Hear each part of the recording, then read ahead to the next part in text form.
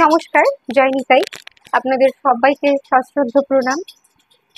আমরা অনেকদিন পর ভিডিওতে আসতে পেরেছি। মানে প্রত্যেক দিন কন্টিনিউটি করা হয়ে উঠছে না। আমরা চেষ্টা করছি যেন একটা প্রত্যেক দিন কন্টিনিউটি থাকে। আপনারা সাথে থাকুন, আশীর্বাদ করুন। তো আমরা প্রশ্নে ফিরে আসি। আজকের প্রশ্নটা হলো, আমাদের সংসারের যে প্রেম, ভালোবাসা, স্নেহ, এগুলো স্থায়ী না অস্থায়ী? যেমন আমি আমাদের পিতা মাতা, আমাদের বাবা মার যে স্নেহ, এত ভালোবাসা, এত প্রেম, এটা স্থায়ী না অস্থায়ী? যদি আমরা যেহেতু জানি যে সংসারের প্রেম অনিত্য, অস্থায়ী, এটা কখনোই স্থায়ী হতে পারে না, নিত্য হতে পারে না, তাহলে বাবা মার প্রেমটাও তো অনিত্যর মধ্যেই পড়ছে। তাহলে এত টান কেন, এত এত মায়া কেন?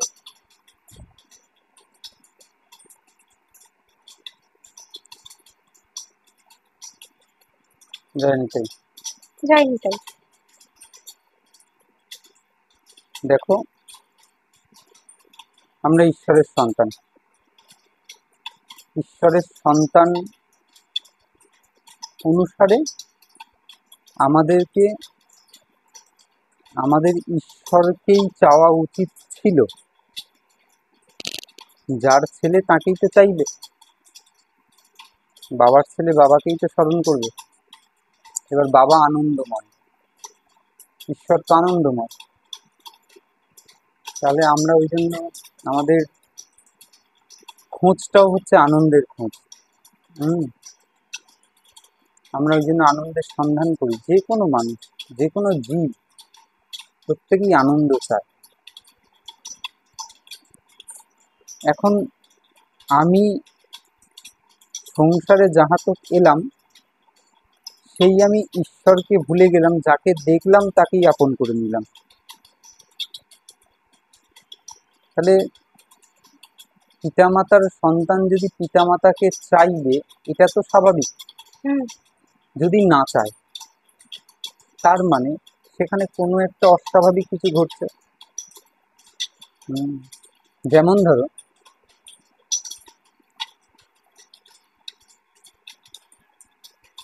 উদাহরণস্বরূপ বলা যায় যে জীবের স্বাভাবিক রুচি হলো খিদে পাওয়া। স্বাভাবিক, ও খিদে পাবে। কিন্তু যদি খিদে না পায়, তখন আমরা বলতে পারি যে তার মধ্যে কোনো হয় ব্যামো হয়েছে, কোনো ব্যাধি হয়েছে, যে ব্যাধির কারণে তার খিদেটা পাচ্ছে না। না হলে জীব তো স্বাভাবিকভাবেই বলবে খিদে পাচ্ছে, খেতে দাও। এখন ওর খাবার মুখে রুচি হচ্ছে না, খিদে পাচ্ছে না, মানে তার মধ্যে কোনো ব্যামো হয়েছে। এখানেও তাই, আমরা ঈশ্বরের সন্তান, আমরা ভগবানের সন্তান হওয়ায় আমরা ভগবানকেই চাইব, মানে নিত্যকেই চাইব। আমরা নিত্যের সন্তান, কিন্তু আমরা নিত্যকে না চেয়ে, এই যে সংসারে তুমি বললে এত টান কেন, আমরা অনিত্যকে চেয়েছি। তার মানে আমাদের রুচি হচ্ছে না নিত্যের প্রতি, কিন্তু আমরা নিত্যের সন্তান, অর্থাৎ আমাদের মধ্যে কোনো একটা রোগ হয়েছে, তাই জন্যই তো রুচি হচ্ছে না নিত্যের প্রতি। সেই রোগটা কি? এই রোগটাই ভবরোগ, এই রোগটাই মায়া। খুব কমন সেন্সে, যেটাকে আমরা সংসার বলছি, প্রকৃতি বলছি, মায়া বলছি, অনিত্য বলছি, জগৎ বলছি। সুতরাং এটাই হচ্ছে সেই জায়গা যেখানে মায়া ফিল্ড, এখানে হচ্ছে মায়ার ফিল্ড। আমরা ঈশ্বরকে ভুলে গিয়েছি, তাই মায়া আমাদের গ্রাস করেছে, এটাই রোগ। এবার সেটা তুমি একটা সংসারের যে কোনো বস্তুর প্রতি নিয়ে নাও। আমি একটা ছোট্ট কথা বলছি। হ্যাঁ, বলো। যেহেতু দেখো, বাবা মা তো আমাদের আলো দেখিয়েছেন। আমরা জানি বাবা মা আমাদের প্রথম গুরু, যেনাদের হাত ধরে আমরা পথ চলতে শিখেছি, জানতে শিখেছি, তারপরে শিক্ষা পেয়েছি। বাবা মার প্রেমটাও কি আমরা এই অনিত্যর মধ্যে? আমি জানি যে সবটাই অনিত্য, কিন্তু কেমন একটা লাগে না যে বাবা মা তো ভগবানের পর্যায়ে পড়েন, তাই না? তাহলে সেই প্রেমটাও কি মানে কামনাবশত হতে পারে? নিষ্কাম ভাবে তো সেই প্রেমটা হয়? বাবা মার প্রেমটাই তো নিষ্কাম ভাবে হয়, স্নেহটা। না, সেখানেও স্বার্থ আছে। সব থেকে কম স্বার্থ হচ্ছে পিতামাতার প্রেমের মধ্যে, কিন্তু সেখানেও স্বার্থ আছে, সব থেকে কম হলেও আছে। একটা মা তার সন্তানকে যখন খুব বুকে খুব আদর করে চেপে ধরে, চুমু টুমু খায়, আমি দেখেছি বাচ্চার হয়তো পছন্দ হচ্ছে না, বাবা যখন চুমু খাচ্ছে তার দাড়ির খোঁচা খোঁচায় হয়তো তার বিরক্তি হচ্ছে। এখন বাবা কিন্তু এটা বোঝার চেষ্টা করছেন না যে ওর কতটা বিরক্তি হচ্ছে। বাবা কিন্তু আদর করতে পারলে বাঁচে, একটু চটকে নিতে পারলে বাঁচে। মাও তার বুকের মধ্যে জড়িয়ে ধরে, এমন ভাবে জড়িয়ে ধরে বেশ ছেলেটাকে বা মেয়েটাকে আদর করছে, এটা করতে পারলে তিনি বাঁচেন, কিন্তু তিনি একবারও বোঝার চেষ্টা করছেন না যে এতে ওর কতখানি কষ্ট হচ্ছে। ফলে স্বার্থ যদিও থাকে সেটাও কিন্তু খুব কম, কিন্তু আছে। এখন দেখো, যেটা আমাদের মায়ার দৃষ্টিতে অনিত্য, প্রাকৃত দৃষ্টিতে অনিত্য, সেটাই যদি মানে যখন আমরা সংসারে আছি, সংসার বুদ্ধিতে আছি, বিধি ভক্তি নিয়ে আছি, কাঁচা ভক্তি নিয়ে আছি ঠাকুরের কথায়, ততক্ষণ আমাদের কাছে সংসার অনিত্য। কিন্তু যখন দৃষ্টি বদলে গেল সাধনের পর, যখন দৃষ্টি বদলে গেল বা তার কৃপার ফলে যদি দৃষ্টি বদলে যায় কোনোদিন, তাহলে যাকে অনিত্য তুমি দেখছিলে সেটাই নিত্য বলে প্রতীয়মান হবে তোমার কাছে। অর্থাৎ এই বাবা মা যাকে আমরা অনিত্য অনিত্য বলছি, এটাই যখন তোমার ঈশ্বর প্রাপ্তি হয়ে যাবে বা ঈশ্বর প্রাপ্তির পথে চলে যাবে, প্রায় প্রায় হব হব করছে এমন, তখন দেখবে এই জগৎই তোমার কাছে নিত্য বলে বোধ হচ্ছে। যাকে অনিত্য এতদিন ভাবছিলাম মায়ার দৃষ্টিতে, সেটাই যখন আজকে অপ্রাকৃত দৃষ্টি আসবে বা ঈশ্বর বুদ্ধি আসবে, তখন কিন্তু এই বাবা মার ভালোবাসাটাই নিত্য বলে বোধ হবে। আজকে মনে হবে যে বাবা মার ভালোবাসা, তাই তো এখানে স্বার্থের সম্বন্ধ আছে, এই আছে ওই আছে সেই আছে, অনেক কিছু মনে হবে, সেগুলো অস্থায়ী বলে মনে হবে। হ্যাঁ, ঠিক কথা। কিন্তু যেদিন দৃষ্টি বদলাবে, যেদিন ঈশ্বর প্রাপ্তি হবে, আবারও বলি, সেদিন কিন্তু তুমি দেখতে পাবে যে এরা কারা। বাবা মা, আত্মীয় স্বজন, ভাই বোন, স্ত্রী পুত্র, এরা কারা? এরা কি তাঁরই কোনো এক এক অংশ ধরে রূপ নয়?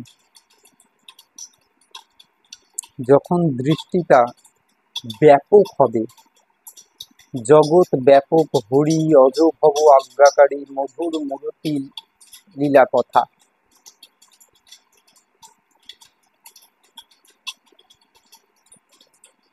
এই সব জানে যে পরম রসিক সেই, তার সঙ্গ করিহ সর্বথা।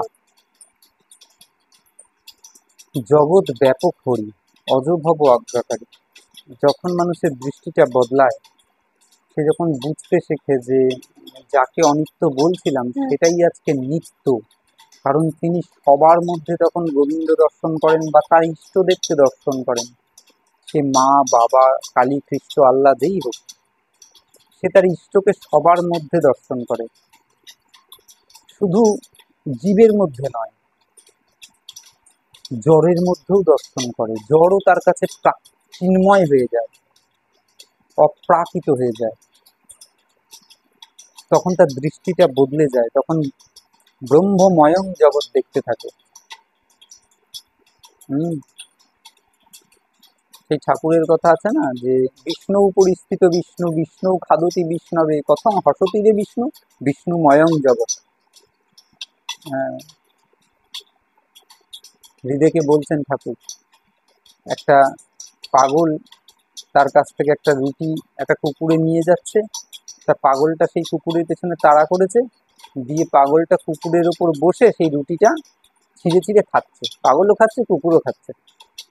এখন এই যে ঘটনাটা থেকে হৃদয় খুব হেসে উঠেছে, বলছে কি ব্যাপার, তুই হাসছিস কেন? বলে মামা বুঝতে পারছো না, এই যে পাগলের কাণ্ড কীর্তি দেখে আসছে, বলে না রে, বিষ্ণু পরিস্থিত বিষ্ণু, কুকুরটাকে ঠাকুর বিষ্ণু দেখছেন, বিষ্ণুর ওপরে পাগলটাও বিষ্ণু, তাহলে বিষ্ণুর ওপরে বিষ্ণু বসে আছে, বিষ্ণু খাদতি বিষ্ণবে, অর্থাৎ রুটিটাও বিষ্ণু, তারা বিষ্ণু বিষ্ণুকে খাচ্ছে,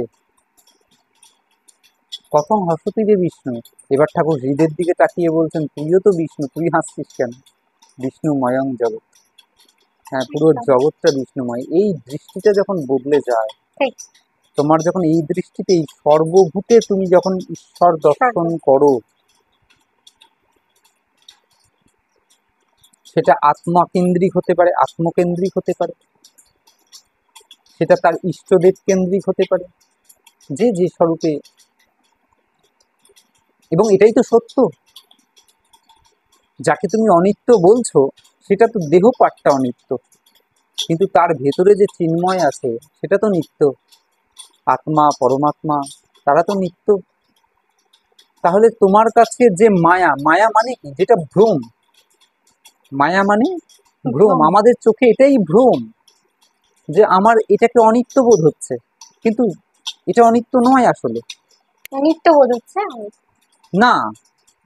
আমি তুমি প্রথমে বলছি সংসার অনিত্য, এখন যার ঈশ্বর দর্শন হয়ে গেল সে সংসারকে অনিত্য বলছে না, কিন্তু সে বলছে আমি তো নিত্যই দর্শন করছি, তার মানে দৃষ্টিটা বদলে যাচ্ছে। আমরা যখন উচ্চ স্থিতি, অনেক উচ্চ স্থিতি, আমরা যখন প্রাথমিক পর্যায়ে আছি আমরা তখন বডি গুলোকে দেখছি, দেহগুলোকে দেখছি যেগুলো বিনাশ আছে, যেগুলো অনিত্য, তাই আমরা বলছি অনিত্য, এবং এটাই বলা হচ্ছে যে আমাদের সংসার অনিত্য, সংসারের মধ্যে হ্যাঁ এটাই তো, যার বিনাশ আছে ওই দৃষ্টিতে। কিন্তু যখনই তোমার সাধনের ফলে দৃষ্টি গেহরাই হলো, যখন গভীর হলো, তখন তুমি আর ওই অনিত্যটাকে দেখছো না, আবরণটাকে দেখছো না, তুমি ভেতরটাকে দেখছো যে তার ভেতরে বসে আছে কে, মানে সকলকে ঈশ্বর দর্শন হচ্ছে, তখন সর্বভূতে ঈশ্বর দর্শন হচ্ছে, একদম তাই। এবার তুমি সেই হিসাবে তুমি সবাইকে নারায়ণ জ্ঞান করছো, সর্বভূতে মা মা দেখতে পাচ্ছ, সর্বভূতে কৃষ্ণ দর্শন হচ্ছে, যাই হোক। এখন ওই যে নিত্য দর্শন হলো, তখন কি তুমি বলতে পারবে বাবা মা অনিত্য? তখন তোমার মনে হবে যে এরা কি কোনো না কোনো রূপে তিনি কি নন? ভগবান কি আমার বাবার রূপে আমার কাছে সেবা নিতে আসে নাই? ভগবান কি আমার মায়ের রূপে আমার কাছ থেকে সেবা নিতে আসেন নাই? সেদিন কি তুমি শোক প্রকাশ করবে না? সেদিন কি তুমি কাঁদবে না তারা চলে গেলে? তুমি বলছো মোহ মায়া যাকে বলছো, সেদিন তোমার মনে হবে যে আহারে, আমার কাছে এমন এক স্বরূপ ছিল, যে স্বরূপকে আমি, সে পুত্র হোক, স্ত্রী হোক, আত্মীয় স্বজন, বন্ধু বান্ধব, বা পিতা মাতা, যারা হোক, কাকা জ্যাঠা জেঠি খুড়ি, যারা সম্পর্কে আছে, তোমার যখন সর্বভূতে তাকে দর্শন হবে, তোমার তখন কি শোক হবে না? তখন কি তোমার কষ্ট হবে না যে এতদিন যে স্বরূপকে আমি নিজে হাতে খাওয়াতে পারতাম? আমরা তো অনেক সময় ঠাকুর ঘরে গিয়ে ভোগ রান্না করে হাতে করে তুলে দিই যে নাও গোপাল খাও বা নাও গোবিন্দ খাও, খাই কি? সত্যি কথা কি ভাতের এক দানাও গোবিন্দের মুখে যায়?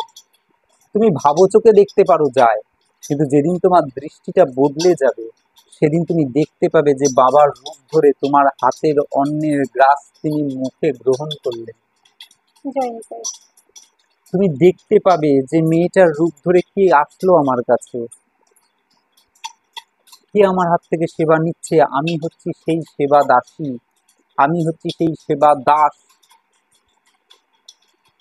যাকে সেবার করার সুযোগ দেওয়া হয়েছে। সংসারটা বড় মধুময়, সংসার কষ্ট দেওয়ার জন্য নয়, সংসার শিক্ষা দেওয়ার জন্য। সংসার করাটা হচ্ছে যাতে করে খুব সহজে আমরা পরীক্ষা দিয়ে পাস করতে পারি, এই জন্য সংসার। মায়া, মায়া অন্য কেউ নয়, মায়া, মায়া আমাদের টিচার, মায়া আমাদের শিক্ষক শিক্ষিকা, যিনি আমাদের শুদ্ধ করে গোবিন্দের কাছে প্রেরণ করবেন, আমার ইষ্টদেবের কাছে প্রেরণ করবেন, এইটা হচ্ছে মায়ার কাজ।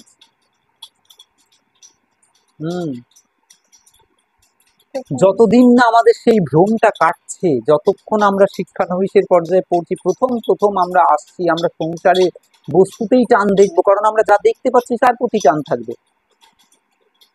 কিন্তু যেদিন আমাদের শিক্ষা হবে, আমাদের সাধন হবে, ভজন হবে, আমরা যখন আস্বাদনে বসবো, সেদিন দেখবো যাকে এতদিন বিষ বলে মনে হয়েছে, আজকে সেটাই অমৃত হয়ে উঠেছে আমার কাছে। নাহলে বলতে পারেন যে এই সংসার মজার কুটি, আমি খাই দাই আর মজার রুটি? বলতে পারেন আজু গোসাই? আবার একজন বলছেন এই সংসার ধোঁকার কাটি।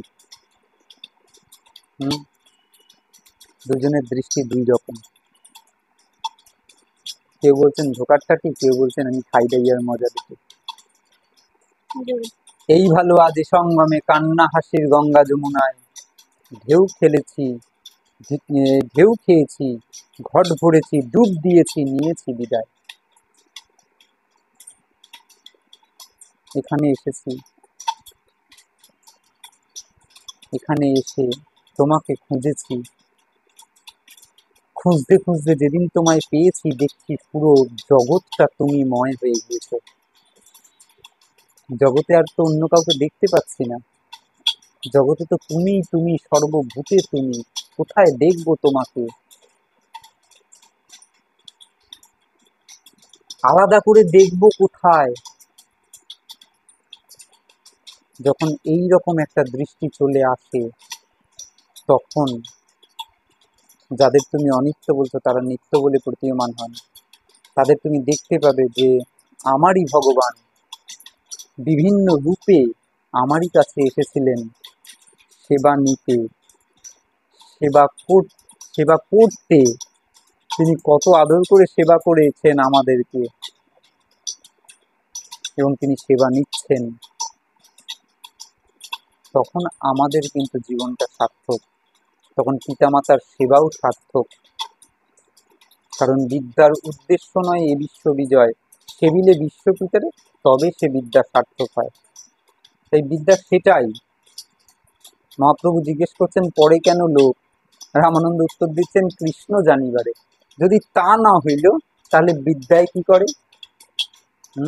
তাই বিদ্যাটা এমন হওয়া উচিত যাতে করে আমাদের ঈশ্বরীয় পথে নয়, ঈশ্বর লাভ, ঈশ্বর দর্শন। ঠাকুর বারবার বলছেন এই কথাটি, ঠাকুরের কাছে বারবার এই প্রশ্ন আসছে। মাস্টার মশাই করছেন, যে আমাদের বিজয় কৃষ্ণ গোস্বামী করছেন, মণি করছেন, নরেন করছেন, রাখাল করছেন, ভবনাথ, সবাই সবাই যে ঈশ্বর দর্শন কি, মারোয়ারি ভক্তরা করছে উপায় কি, করবোটা কি, ঈশ্বর লাভ কি হয়? আর সত্যি কথা, যদি ঈশ্বর লাভ হয় তাহলে দৃষ্টি সত্যিই বদলে যায়। তখন এই সংসারকেই অমৃতময় বলে বোধ হয়। যেন ওই আমাদের মহাপ্রভুর একটা কথা আছে, কবিরাজ গোস্বামীর, যেন বিষামৃতে একত্রে মিলন। এই প্রেমা যার মনে, তার বিক্রম সেই জানে, যেন বিষামৃতে একত্রে মিলন। একদিকে বিষ সংসার, কিন্তু আবার সেই সংসারের গেহরাইতেই রয়েছে অমৃত। সেই অমৃত যিনি পান, তার আস্বাদন যে পায়, সে বলতে পারে মরিতে চাহি না আমি সুন্দর ভুবনে, পৃথিবীর মাঝে আমি বাঁচিবারে চাই। তাই সবাই তো বাঁচতে চায়। বারবার কবিরা বলেছেন, আস্বাদন করেছেন যে আবার আসিব ফিরে ধানসিঁড়িটির তীরে আমার এই বাংলায়, যেখান থেকে আমি পেয়েছি, যেখানে অনেক কিছু পাওয়ার আছে, যেখানে অনেক কিছু দেওয়ার আছে। বাংলার মাটি, বাংলার জল, বাংলার বায়ু, বাংলার ফল। পুণ্য হোক, পুণ্য হোক, পুণ্য হোক হে ভগবান। অমৃতের সন্ধান, তমস মা জ্যোতির্গময়, অন্ধকার থেকে আলোর দিকে যাত্রা। এই যে মোহটা কেন, এইভাবেই মোহটা চলে যায় এই শিক্ষাতে, তাই না? মায়া কেটে যাবে। একদম। মায়া কাটার জন্যই তো আছে, মায়া তো ধরার জন্য নাই। তুমি তাকে আঁকড়ে ধরো, তুমি ঈশ্বরকে আঁকড়ে ধরো। মায়া কাটার জন্যই আছে। মায়া তো তোমাকে গ্রাস করার জন্য নাই। তুমি ঈশ্বর ভুলে গেছো, তুমি কার সন্তান ভুলে গেছো, তুমি কোথা থেকে এসেছো সেটা ভুলে গিয়েছো, তাই তো মায়া ধরেছে। আর এই মায়াটাই তোমাকে ওই বোধ করাচ্ছে যে এগুলো অনিত্য। এগুলো একটাও নিত্য বলে নয়। যেদিন এই মায়ার দৃষ্টিটা কেটে গিয়ে ঈশ্বর দৃষ্টি এসে যাবে, তুমি দেখবে যিনি ঈশ্বর তার জগৎ না, তিনিই জগৎ। আমরা বলি তো ঈশ্বরের জগৎ, না, এটা ভুল কথা।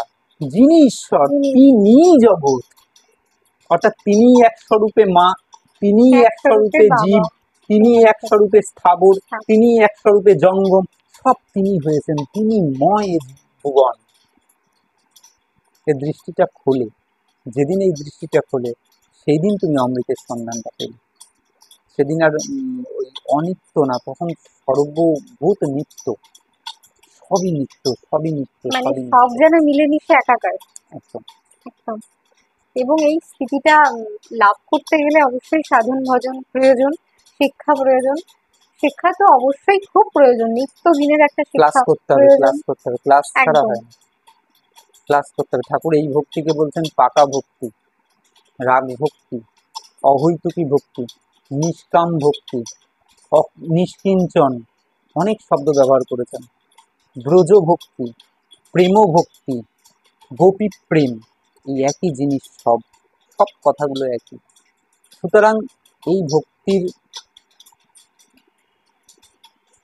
অনুগত হয়ে, যাকে রাগানুগা ভক্তিও বলা হয়েছে, অনুগত হয়ে যারা ক্লাস করবে, যারা এই পথে চলবে, এই পথে চলার চেষ্টা করবে, খুব তাড়াতাড়ি কেটে যায়, খুব তাড়াতাড়ি, খুব তাড়াতাড়ি। একদম, এটা নিজেই বোঝা যায় যে কিভাবে আমাদের মধ্যে পরিবর্তন ঘটছে।